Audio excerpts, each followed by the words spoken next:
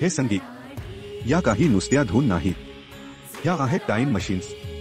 हा आवाज ऐकून तुम्हालाही तो काळ आठवला नाही का, जेव्हा घरात एक टीव्ही होता पण कुटुंब एकत्र बसायचं, जेव्हा रात्रीचे 8:30 वाजले की रस्त्यावरची गर्दी आपोआप कमी व्हायची. ही कहाणी आहे त्या टीव्ही चॅनल्सची नाही ज्यांनी फक्त मनोरंजन केलं. ही कहाणी आहे त्या सोनेरी युगाची ज्याने आपल्या सगळ्यांच्या मनात घर केलं. ही कहाणी आहे त्या गूजबम्प्स क्षणांची ज्यांनी महाराष्ट्र जिंकला. सगळ्याची सुरुवात झाली 1999 साली. अल्फा मराठी नावाने एका चॅनलने एक मोठं धाडस केलं महाराष्ट्रासाठी 24 तास मराठी मनोरंजन. सुरुवातीला अनेकांना शंका होती, पण मग आली एक मालिका जिने सगळ्या शंका पुसून टाकल्या. आभाळमायाची शांत क्रांती. ही मालिका म्हणजे कोणतीही भडक कथा नव्हती. ही होती एका कुटुंबाची, नात्यांची साधी गोष्ट. आभाळमायाने हे सिद्ध केलं की महाराष्ट्राला त्याच्या मातीतली, त्याच्या घरातली गोष्ट बघायला आवडते. इथूनच मराठी मालिकांच्या इतिहासाला एक नवी दिशा मिळाली. आणि मग आला तो काळ ज्याने प्राईम टाइमची व्याख्याच बदलून टाकली. अवंतिका आणि वादळवाट या मालिका नव्हत्या तर एक नशा होती. या मालिकांमधल्या पात्रांना लोकांनी इतकं आपलंस केलं की त्यांच्या घरातल्या सुखदुःखात प्रेक्षकही सामील झाले. झी मराठीने केवळ एक चॅनल नाही तर एक घराघरातलं नातं निर्माण केलं होतं. झी मराठीच्या या यशाला टक्कर देण्यासाठी एक चॅलेंजर तयार होत होता मराठी. त्यांनी ही 4 दिवस सासूचे सारख्या मालिकांमधून आपलं स्थान निर्माण करण्याचा प्रयत्न केला.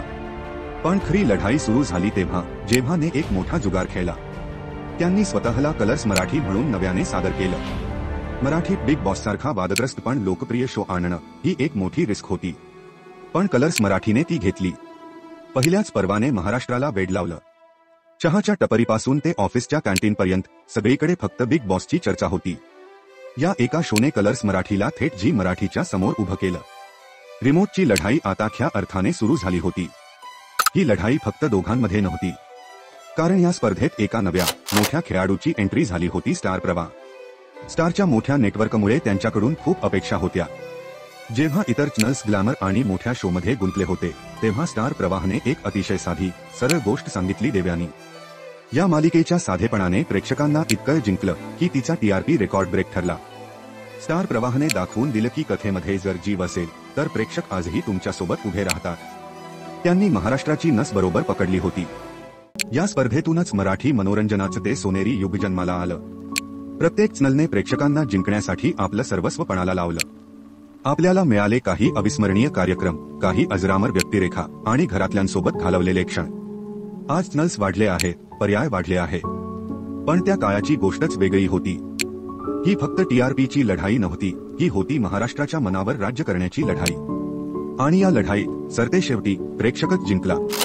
त्या आठवणी, ते क्षण, ते गुजबम्प्स आजही आपल्या मनात घर करून आहेत.